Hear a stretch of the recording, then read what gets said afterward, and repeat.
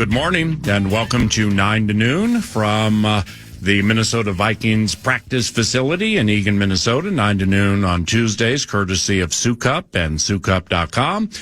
We have a little Coach's Covenant for you today. The much-anticipated arrival of Timberwolves head coach Chris Finch is on the horizon. We'll begin with Finchy. And at 11 o'clock, Kevin O'Connell makes his weekly stop into the Love Covenant. And that'll take place here from the Vikings Entertainment Network. And I'm Paul Allen. The on-site producer is Eric Nordquist. The great ship Love Covenant is guided by Max Fuller from the 651 Carpets Plus studios at FM 100.3 KFAN. In between, we have a couple of scribes. Lavelle, Neal III, columnist for the Star Tribune, courtesy of Allery's, will join about 20 minutes from now. And he will be followed by Star Tribune cohort Ben Gessling, who joins 9 to Noon each and every Tuesday, courtesy of Standard Heating and Air. That's the 9 to Noon Covenant today. Timberwolves out of action until Thursday when they take on the Toronto Raptors from Canada.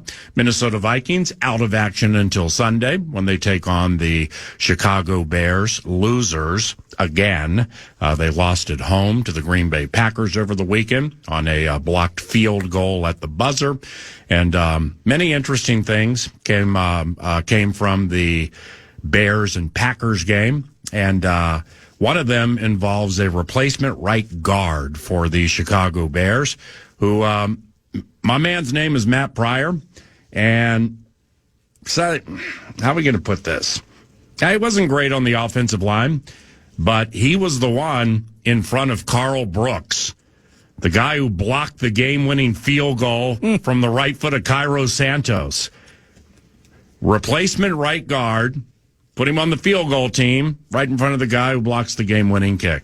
That later, meanwhile, from the Vikings facility, courtesy of SouCup and SouCup.com. Once again, Kevin O'Connell at 11. But we start with a coach of a different variety. He is Chris Finch, head coach of the Minnesota Timberwolves, courtesy of Second Harvest Heartland and 2harvest.org.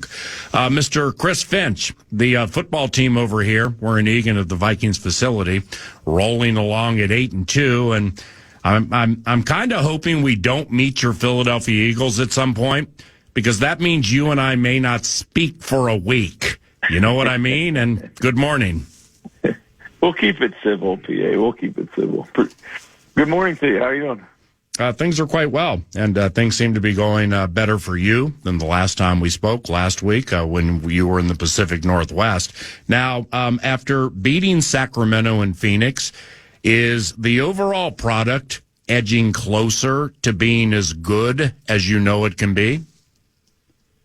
Yeah, I think we're getting there. We've seen signs of it. It's, the inconsistency still is sniping at our heels, if you will. We've got to figure out some things defensively, kind of got to get that defensive and personality back that we had last year. But we are resilient.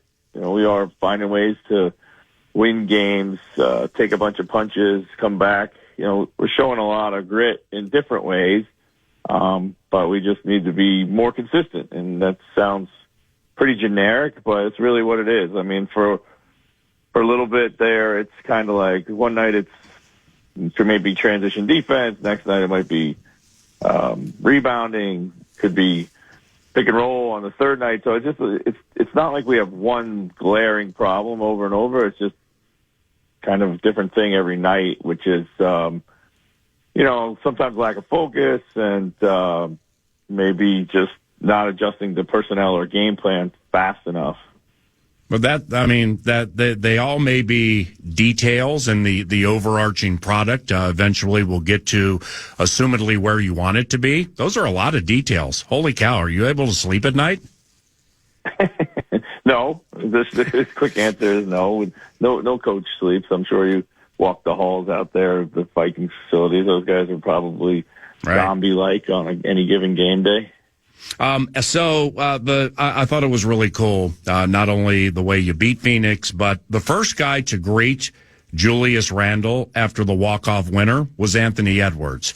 What have you noticed very early, very, very early, about how those two respect each other and enjoy sharing?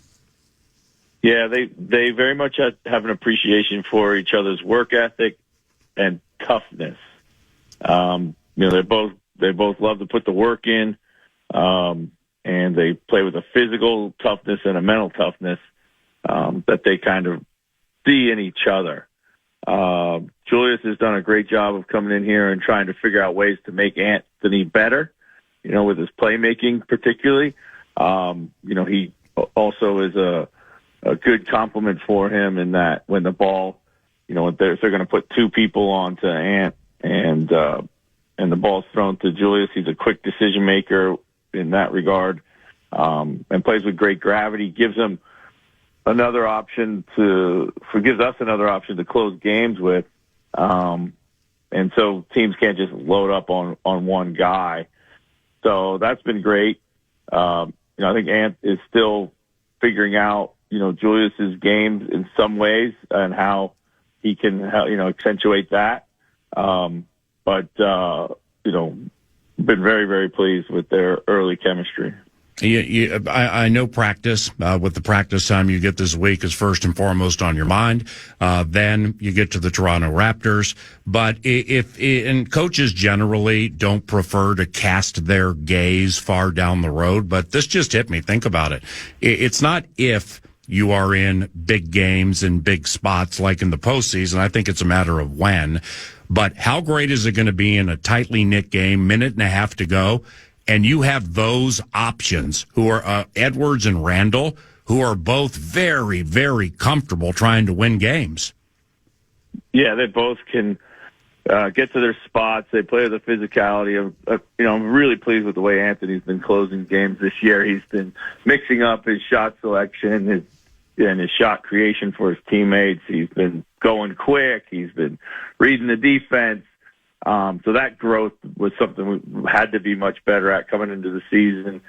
And then Julius, just his ability to make tough shots, get to the free throw line, also create for his teammates. And I think it's just about making the right play in those moments. And when you have two guys that can create offense for themselves and for their teammates, you're kind of spoiled for choice.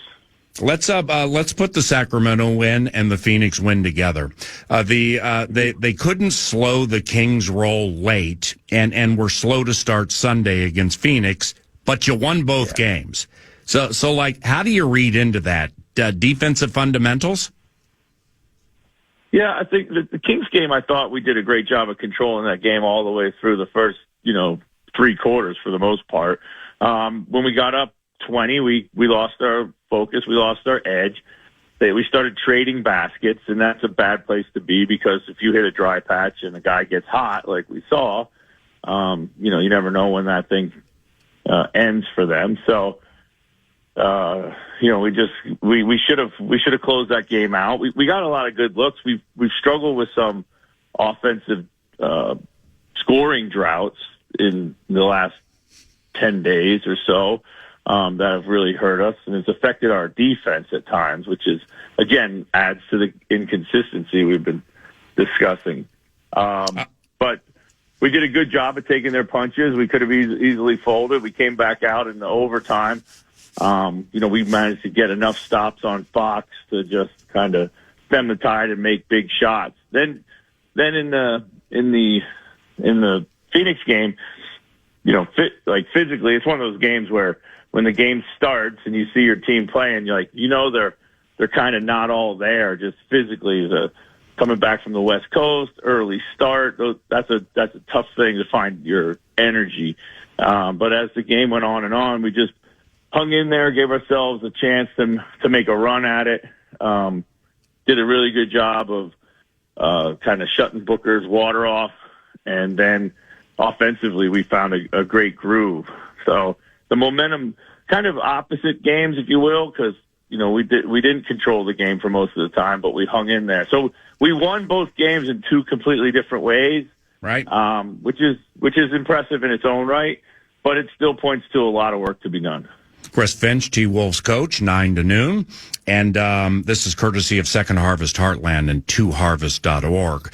We mentioned it earlier, but good little practice break up to that Toronto game on Thursday. And when you say it's time to simplify things, what does that mean?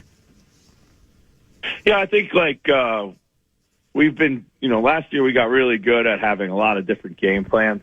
And when we had, two 7-footers on the floor, you have to do that.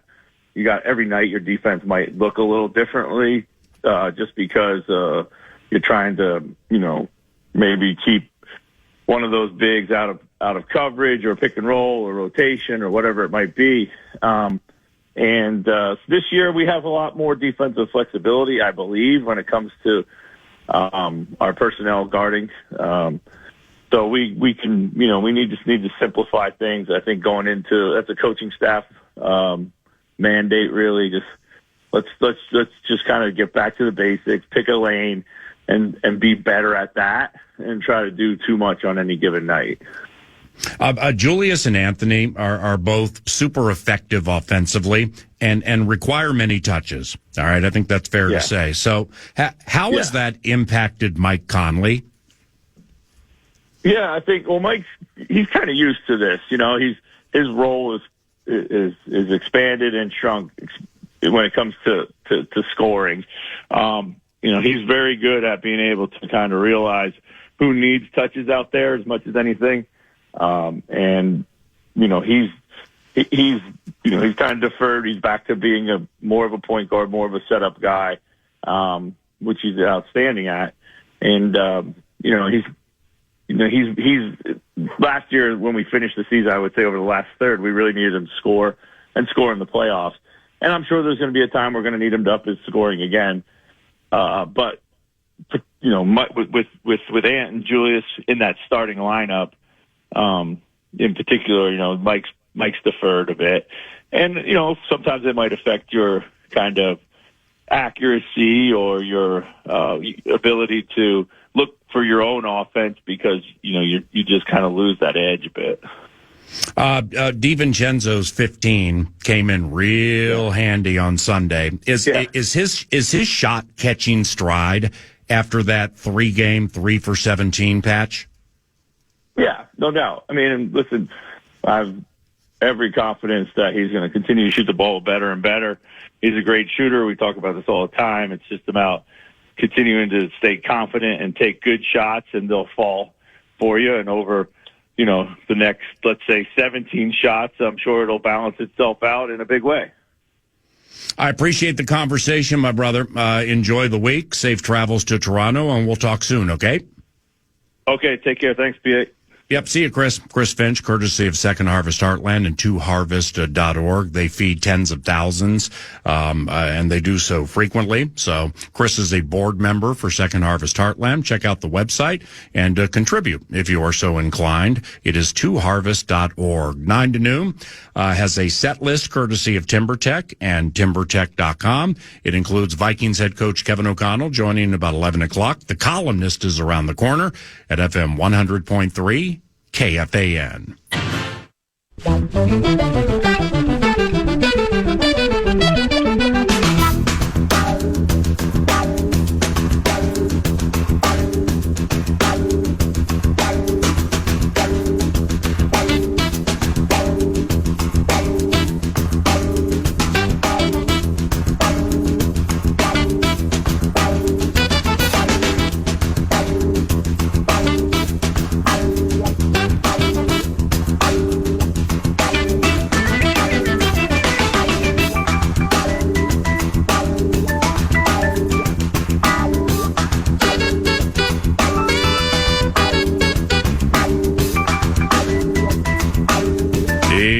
Comes the columnist, Lavelle Neal III, Star Tribune and StarTribune.com, courtesy of Allery's Bar and Barbecue in downtown St. Paul, your home for free parking and wild shuttles.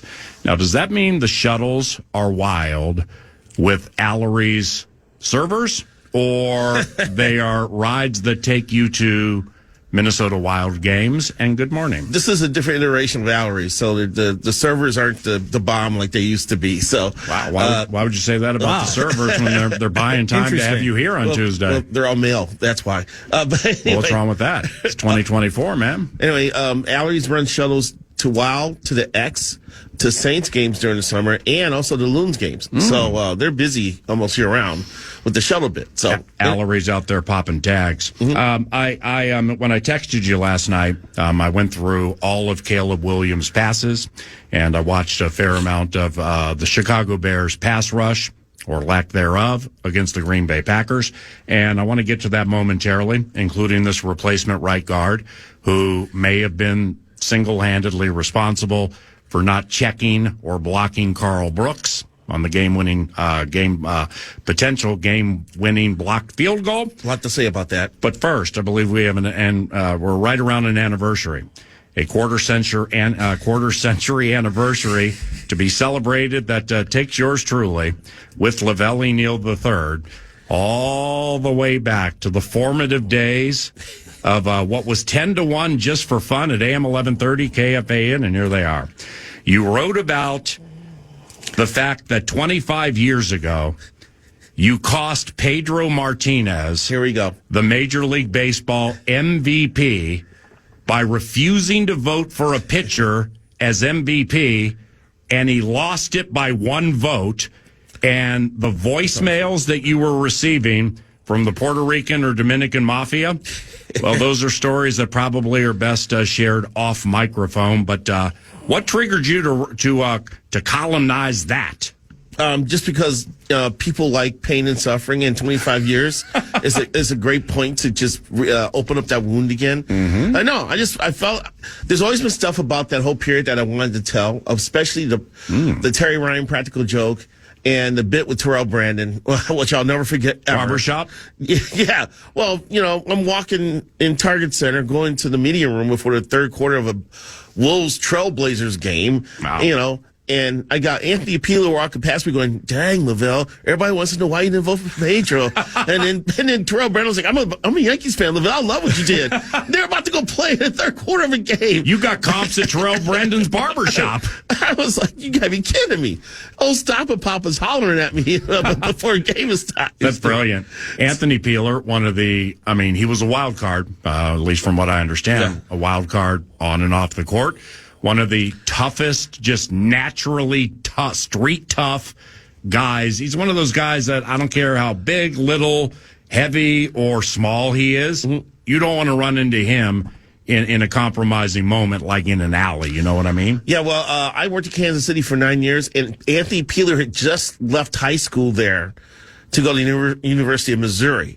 So my first year in Kansas City was 1989, and all I heard was Anthony Peeler stories about the exploits he did on the basketball court. And apparently he was a hell of a football player. Wow. I think he went to Paseo High School. Damn. And apparently he was like Terrell Suggs. He was just Jalen Suggs, sorry. Jalen Suggs. Yeah, he was just like a terror on basketball and football. So when I got here, I told AP that, I worked at KC for a while, so we were able to kind of have a little bit of a decent relationship at the beginning. So, all right. But 25 years ago, and you had a role in that too, because I'll never forget. What do you mean? Well, I never forget. I got a call from you after the reports started going out and all the reaction was starting to fester and explode. You were getting threatened by the Puerto Rican and/or Dominican mafia. I was concerned for you. You called. You're like, have you done any radio interviews yet? I said, no, I haven't. All right, don't talk to anybody else. I want to be the first one. Really? You had me in studio the next day. I used to be like that? Yes, you were. You Damn. still are. Yeah, don't talk to anybody else. I want to be the first one to interview. Right. So and did that's you how the relationship. That's how our relationship began to incorrect began to grow. Yes, began to grow. Okay, yes. Our relationship began on Sidekick Saturdays during the World Cup, and the first story we talked about was some Amsterdam or Danish soccer, and wondering if they wore wooden shoes. It was the Netherlands against Argentina. Oh, that's what it was. Yes, in the World Cup. It was 98. Yeah. And you and Puffy were on Sidekick Saturday, and I was a guest. And that's when I did sports updates at AM 11. That's how I got into KFAN. It's Fan Traveler's forecast in Amsterdam. It's 69 and smoky. Chad and Barrera are next. This is when all the lexicons started, because even back then, Nordo, he was like the flirty 11:30 and just dropping. You think it ain't, or you don't, or yada. All that stuff was starting there. Lexicon, though. All right. So for those who missed the story, or the new schoolers or middle schoolers who don't remember the story. 25 years ago, Pedro Martinez missed the Major League Baseball MVP award, which came with a fat bonus by 1 vote. It was your vote because you refused to vote for a pitcher as MVP. Right. Did I lay it out nicely? And what am I missing? The bonus was allegedly $1 million. He didn't need 1 vote. He needed either myself or George King to vote him fourth, and he would have won. So it was. You didn't even vote him in the top 4? I didn't have him top 10. Oh, good Lord. Well, I started dropping him down because he was a pitcher. And my argument was, why you got to stick out like that? There are different ways to try to be Scott Osler, Mike Lupica, or Mike Royko. Intentionally contrarian. Well, here's my thing, though. Anyone who voted, because he got like 8th place votes. Sans ball gag. Those people were devaluing him because he was a pitcher. So I just said, look, if I'm doing this already, he shouldn't even be on the ballot. So that's where I came to my conclusion. But wasn't it like one of the most obvious situations where this is the most valuable player in Major League Baseball? Pitcher or position player, and you just had to be purposely contrarian? Well, we have to understand how things have evolved since then. I think we still had trouble trying to compare pitchers to position players and who's better, who's more important. Right. And at the time, there were still a lot of people saying you want a guy who plays every day to have, because he has an impact on the club every single day. Yeah. We didn't understand the value of having a great pitcher in your rotation because not only does he stop streaks and extends winning streaks, he also allows the manager to manage his bullpen a certain way the day before he pitches, knowing I got my ace coming the next day, and maybe the day after he pitches because my ace just went 8 innings. Abner Doubleday just rolled into the Vikings Entertainment Network. I mean, we've learned a lot since then. And you have to look at how we've treated pitchers. Bartolo Colon should not have won the Cy Young Award in 2005. Bartolo Colon? Well, check that. He was 21-8. He had like an ERA almost 4. All these other numbers sucked. Mariano Rivera, I think, had a 9 WAR that year, and this was before WAR was taken seriously. Right. And I think it led all pitchers. Right. It was his year to win, and Johan Santana was 3rd in the voting that year with that changeup. And if he had won, he would have won 3 straight Cy Youngs because he won in 04 and he won in 06. Jeez. And every pitcher with 3 Cy Youngs has been in the Hall of Fame. Here to chat about Bears Vikings, and BaseballReference.com breaks out. Lavelle Neal III, columnist for the Star Tribune, courtesy of Allery's. Let's provide a low hanger to commence the football conversation. Oh boy! How much do you hate losing to Green Bay? By the way, Lavelle's from the south side of Chicago. His lifetime favorite team, the Chicago Bears. Don't add us. How much do you hate losing to the Green Bay Packers? I was taught at a young age, back in the Abe Gibron era. Who's Abe Gibron? He was a coach of the Bears in the 70s. To dislike the Packers. They were our hated rivals. They were from a state called Russia. I mean, Wisconsin. And they weren't that good. They weren't that good in the 70s and 80s, right? There was a period there where all the Packer fans kind of gloss over, the Forrest Gray, Glenn Don Mikowski days. Oh, don't bring up that one. It's the replay game. What do you mean? With the Magic Man? No, he crossed the line of scrimmage, threw a pass for a winning touchdown. Wow. And he wasn't called for throwing the ball on the other side of the line of scrimmage. Jeez. And at the time, they were screaming about instant replay. Check the replay. And the officials looked at the replay, still didn't make a call. Man. So, well, you got a lot of PTSD up in here. And the Bears media guy, there's still an asterisk next to that game, and it says, it's the replay game. Wow. So, no, I've been raised and brought up to dislike the Packers vehemently. All my Packer friends in town are aware of that. So these are always big games. And that's why the loss hurt even more, because regardless if it was, I didn't care about it just ending our losing streak and propelling us hopefully on a playoff run. It was a bleeping Packers. Right. All right. You have a chance to beat the Packers at the crib, and you kicked it away. Allery's was a very angry place last Sunday. All right, now another low hanger. Terrific service, though. and great barbecue. Yep. And the Wild Play. And next Sunday, free rides. For some reason, next Sunday, Jim McMahon's in town making an appearance. What? So next Sunday, Jim McMahon, the former Vikings quarterback? Yeah, you're right. Well, you're right. Former Packers quarterback too. Right. So I lost a bet. We were in Vegas, I think, and I made a prop bet that McMahon would take a snap in the Super Bowl for the Packers. I was like, the Packers are going to win this game. Do it by 3 touchdowns. Right. They'll pull Favre, let Jim get a snap. Yeah. So I put a bet down on that. And I think the Packers won by like 20 points or whatever. No, they won comfortably. Right. They never took out Favre. Oh, come on. Cash. Yeah. Come on. So anyway, for some reason, Jim McMahon's in town next Cash week. you would have taken to the Caribbean stud table. Yes, exactly. Or 3-card poker. Right. So McMahon's in town. He's in the Twin Cities next week. Okay. And making an appearance with Tommy Kramer, another number 9. Allery's? They have agreed to come to Allery's and watch the second half of the Bears-Packers game. Well, this is phenomenal. So hold on. All right, 3-2, reset. Jim McMahon and Tommy Kramer. Yes. Sunday, let's say 1:30. Sunday, second half. Yes. Vikings-Bears. Yes. At Allery's in St. Paul. Yes. That is badass. Yes. All you need is J.J. McCarthy. You have all the 9s now. Well, wait. Now you got to sign up for this thing or go to the website or something? I think maybe $10 to get in. Okay. Well, But, that's worth the price. Well, you might as well admission. just show up for the full game, right? Get a seat. Exactly. I Yeah. mean, if I didn't have to cover the game, I'll be in Chicago this weekend. You will? But goody.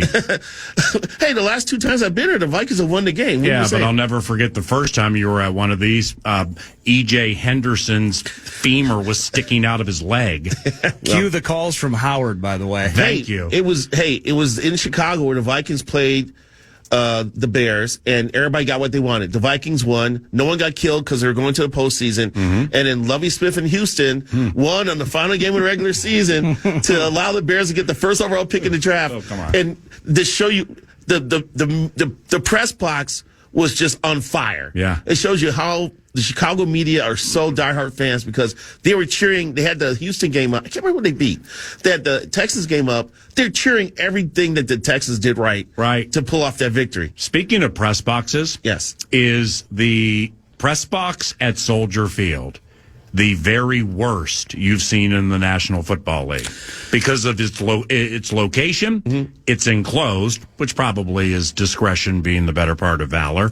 Super high in the corner of the end zone.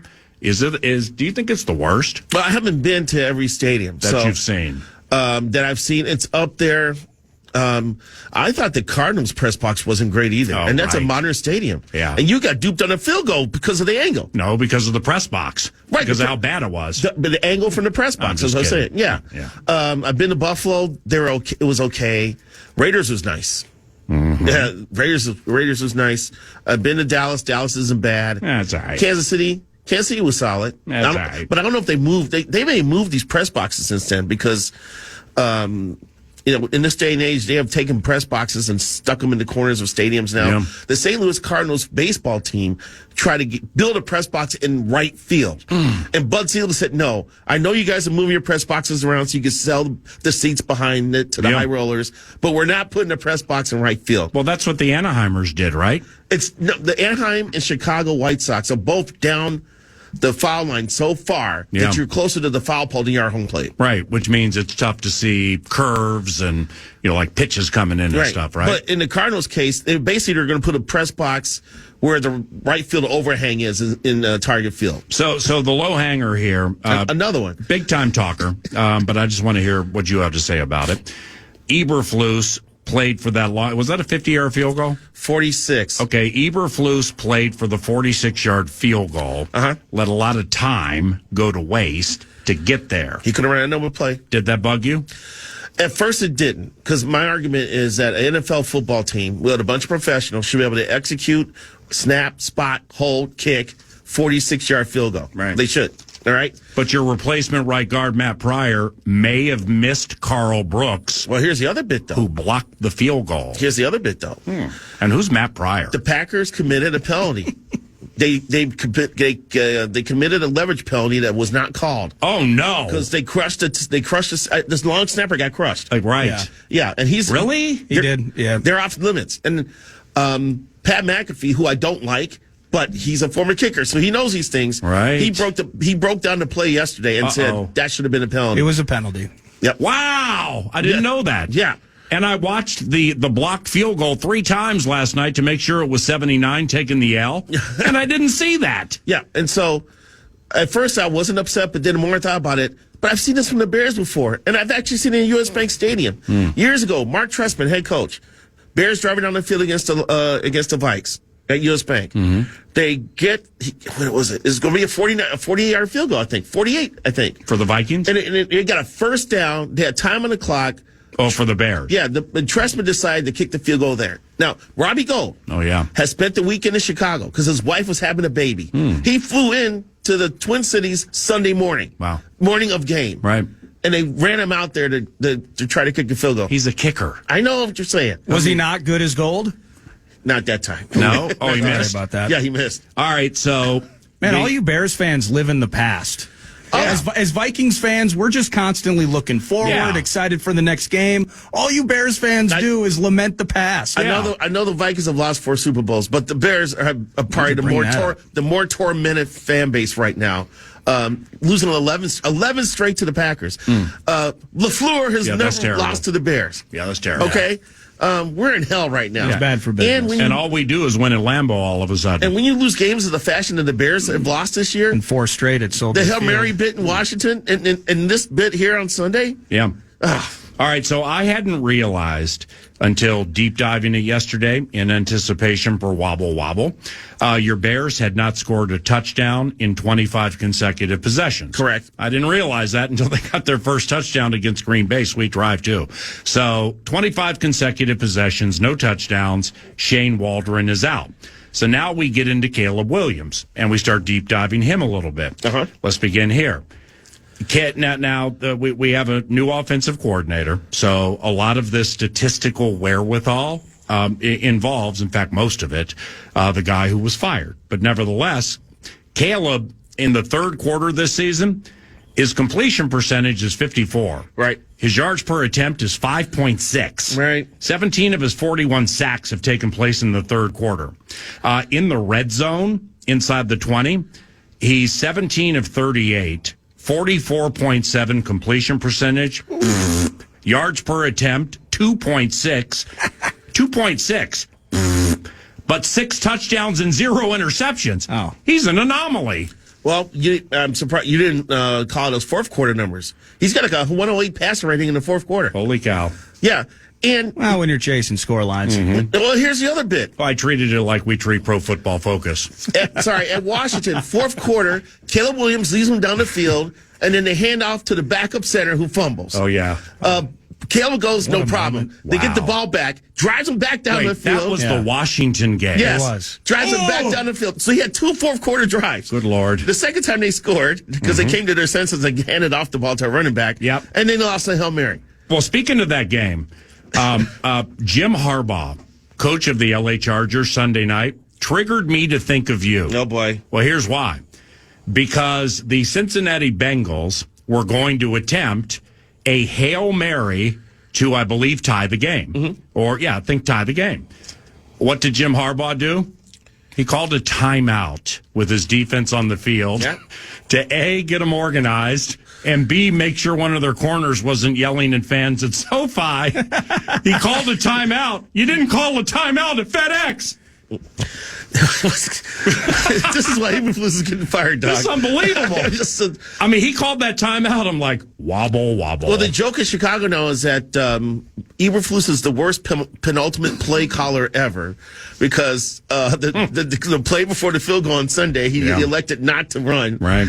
Try to get some more yards. Yeah. So here's another reason. Yeah. The Bears lost a game at home, gaining more than 350 yards. Time of possession was over 36 minutes. Wow. Plus, won the turnover battle and did not commit a turnover. This last game? Yes. Ooh. I mean, that's so hard to do all of this. You know how hard it is to do? What? It's the third time in the history of the NFL it's happened. Oh, jeez. Third. Wow, that's an amazing nugget. That's the team you're getting on Sunday. Screenshot and text me that, okay? Okay. It's going right in the opening, right before the end. Boom! Note card, window, tape, done. Minnesota Vikings football is in the air. All right, I got something good for you. The returns of your tackles, Braxton Jones and Darnell Wright, helped a bunch. It did. It absolutely helped a bunch. And by the way, your guy, Braxton Jones, he took an L late on this, but he's a menace in the screen game. He got out there nicely on a DJ Moore screen earlier. The screen game was nice, but I'm sure you noticed this because you're an elite football mind. What the new coordinator, Thomas Brown. Everything was quick. I mean, bam, bam, quick game, quick. I'm glad you brought that up. No, the whole first half, everything was 8, maybe 9 yards and in. He shortened the routes. Right. He is shortening the routes. Built Caleb's confidence, though. Caleb got the ball in his hands faster than he had any game this year. It was like 2.06 seconds, something like that. Because he was worried. And self-preservation. And it takes a little pressure off the offensive line to hold blocks. Right. So it was all clicking. The timing was there. They had some positive yards, and DJ Moore didn't want to walk off the field in the middle of a play. So everything was positive. Right. Now the tackles, it was clear Jones and Wright helped abundantly.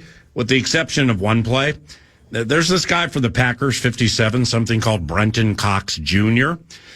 He was the one who had that untouched sack on Caleb Williams when he tried the play action to DeAndre Swift. Yeah. Well, Caleb almost got killed. Yeah. It was unbelievable how violently untouched something called Brenton Cox Jr. flew in there and smacked him. Yeah, that did happen. Yeah, I'd be concerned. And it happened in the fourth quarter, too. No, it's going to be a hell of a challenge. I'm sure B-Flow is salivating over having a rookie quarterback to torment. Here's the other thing. Here's one thing about the Vikings that I don't think is not getting talked up enough. Who leads the league in fewest rushing yards allowed in the game? Vikings. Exactly. 74-4. Exactly. I think that has not been played up enough. Yeah, they shot right by the Ravens last week. Yeah. And so when the Bears' offense has looked its most functional is when they've gotten yards with the run game to complement the passing game. Another thing from Waldron dead, Thomas Brown. Yeah, Brown in. Roschon Johnson, he was in on the first series. Yeah. So it's like they go DeAndre, and then the backup. I've never seen a backup check in that early. Yeah, he had the most touches of his career in the game, and that's a design play. Okay. It's a design because he's physical, he can break some tackles, and he's a good complement to Swift, who's more of a one-cut, scat back type guy. And so they like that look. He'll get the ball in short yardage situations. Yeah. He'll get the ball in goal line situations. So the first half screen game was terrific. So do the Bears run a lot of screens? Is this like a thing with them? They're really good at it. Yeah. Unfortunately, they do. Hell, there was a Vikings game last year. I think Luke Getzey called 15 screenplays. Oh Lordy! I was screaming on your show about that. Did we win? Yes, you did. Sweet. Quay Walker still is a terrible tackler. Quay Walker can't tackle. Right. It's about ready to be a can't. It's just, wow, did he miss some tackles? Finally, 14:22 to go in the third quarter. Finally, a pass farther than 10 yards. Right. Sweet little 25-yard hit to Cole Kmet. Right. And I think Kmet's being underutilized. I think I'm not saying he's an elite tight end, but he's upper echelon. A combination of a good blocker and a decent receiver. And I don't think he gets looked at enough. Hopefully that changes going forward. And you mentioned the pass play. Caleb's last two passes were like 18, 20 yards. Yes. And they were money. Yeah. And the back shoulder to Roma Duze was sweet. Yeah, and I have something on that I want to bring up. Yeah. It's Lavelle Neal III, columnist for the Star Tribune, courtesy of Valerie's, 9 to noon, courtesy of Sukup and Sukup.com on this Talker Tuesday from the Vikings practice facility on KFAN. Join Corey Cove on Thursday night at Broadway Pizza in Champlin from 8 to 10 p.m. for Coors Light Hockey Night. Watch Minnesota play Edmonton and play trivia for your chance to win a pair of sweet tickets to the hockey game on January 9th. Get the full details now at KFAN.com, keyword calendar.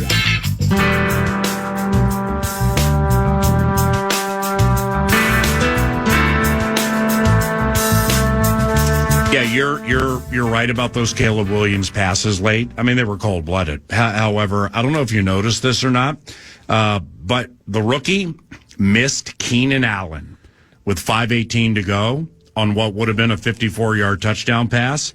He was running away from a player named Javon Bullard, and if Caleb just had waited another second and looked that way, there goes Keenan 54 to the house. And that means you wouldn't have been the third home team in the history of the NFL to have 350 yards or more, plus one or more in the take-give, win the time of possession 36 to whatever, and take the fat L and good morning. Yeah, but when you lose a game by one score or even less or 1 point, that you can look to 5 plays at if they have turned out differently or if a different decision was made or if more patience was taken in those moments, that it could meant the difference in the game. So, I understand. I remember that play to Keenan. It could have been a nice chunk play. Keenan's body language when things aren't going his way, negative. Not as bad as DJ Morris. DJ's really he's Pouty McPowderson when still though. Yeah, when he's the Washington game. And who did we lose to last week? I mean, the losses. There's so many losses. I can't Green keep Bay, up man. Gerby just tweeted you. Gerby sent you a tweet to talk trash because he thinks his team's Warriors. I tried to harass Gerby during the game. Your team terrible. He didn't respond. I was like, I want to play. I said, can I play the role of Montez Sweat in this reenactment when you have it? And then I switched it out. I'm changing to Caleb Williams. Right. I mean, in fairness, you put up a $142 against the Patriots at home in total offense. Yeah. So that was the game. If I'm DJ Moore, I am probably pouting a little bit, and frustrated with what's going on, and maybe even the OC gets fired in the process. Maybe he's mad at the OC more than he was at Caleb. Maybe because a lot of players apparently went to the coaching staff and said we got to do something about our OC. Who did you like more, Gale Sayers, because he was the Kansas, what was he? Something tornado. The Kansas Comet. A Kansas Comet. Yeah, he was the Kansas Comet. He was the bomb. Or Brian Piccolo because of putting his arm around Gale when he was going through his physical turmoil. Well, I mean, also those two were very close to each other. And of course, Brian, I think, passed away of cancer. Right. And was the impetus for the movie Brian. Oh, no. Gale supported Brian Piccolo. Yeah. Oh, that's right. In Brian's song. Yeah. So. Was there a remake of that? Because the original with James Caan as Brian Piccolo and Billy D. Williams as Gale Sayers, that movie was phenomenal. It was awesome. I think there was a second movie made like that. Yeah, there might have been. But, I mean, Gale Sayers, man. If you look at, John Facenda, if he was here, he would tell you that Gale Sayers' highlights are some of the best highlights in the history of the NFL. He was like, the autumn wind is a Kansas comet. If John Facenda was here, I'd just have him read box scores to me for like 25 minutes 100%. While I drank some hot cocoa and sat on the couch. Well, Sayers used to say, just give me 6 inches. That's all I need. Yep. If he had 6 inches of space, he would blow through it, and he was gone.